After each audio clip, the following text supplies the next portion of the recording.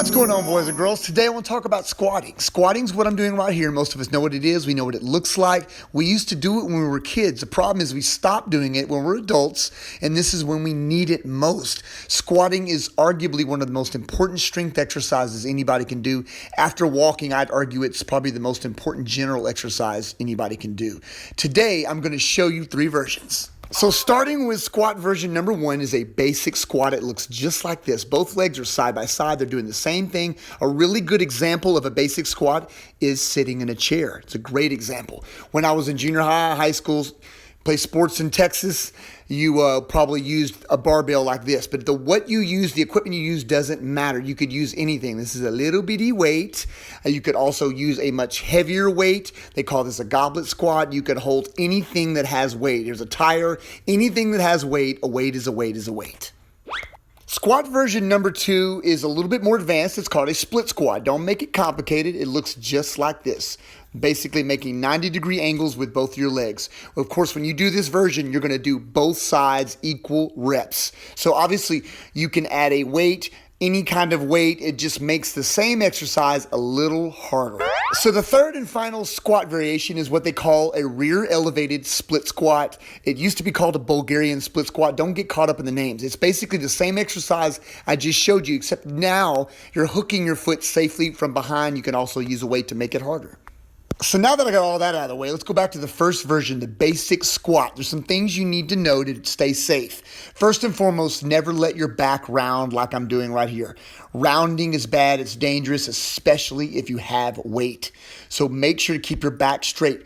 Only go down as far as you can and still keep your back straight. Once your back rounds, don't go below that. One thing that might help a lot of people is whether you know it or not, you have tight calves. Standing on, say, a 2x4 may let you go down a little lower with a straight back, and it'll work your legs a little bit better. That'll help them get a little bit stronger. Eventually, you want to be able to squat without putting your heels on something, but this will help in the beginning. So what I'm showing you right here is the second thing, and you want to be careful for. Do not let your knees collapse like that. That is bad. A lot of people, their backs round and their knees collapse. Push your knees apart. Heels stay flat. Even if you're on a board, you're on flat ground. Feet stay flat, knees apart, back straight.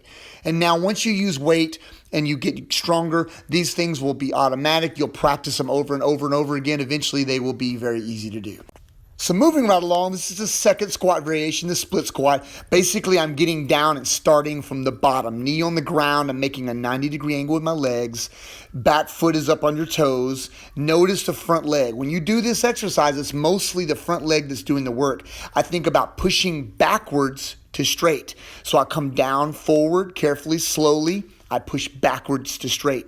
When you watch the front view, what I want you to make sure your knee goes in the same direction as your toes. You do not want to shift to the left or the right. You want to stay right over your toes, and you're always going slow on the way down. So if you do one side with these, you're obviously going to do the other. Slow on the way down, kind of normal speed coming up.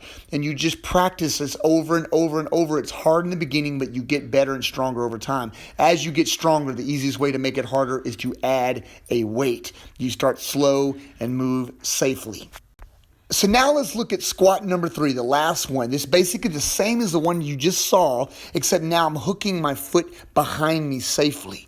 Now, you don't want to be too low with your foot. You obviously don't want to be too high. Everybody's legs are different lengths. So you want to find something that works for you, but it's all about that front leg.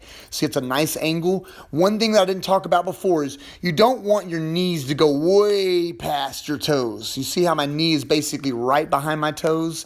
That's nice and safe, but the same rules apply. I'm going down slow. My knee moves in the same direction as my toes, and if I do one side, I do the other. As I get stronger, I just add weight. You could put a barbell on your back. You could pick up a car if you wanted to. A weight is a weight is a weight. It doesn't matter how you hold it. All of it works the same way.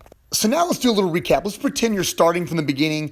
You may want to elevate your feet. It may help you get a little deeper with your squat in the beginning. So you may want to roll up a towel or step on a 2x4 and sit down to a chair or a box to make sure that every rep you do, you're going down the same distance. So eventually you want to not use a board or a towel and just sit down on something comfortably.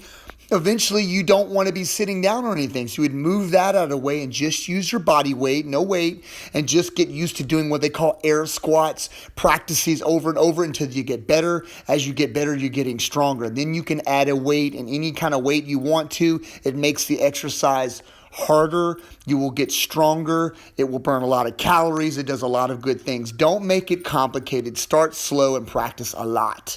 Okay, some final thoughts. So if you're going to do one strength exercise, squatting is the right answer. Most people leave it off because why? Because it's hard. It's not easy.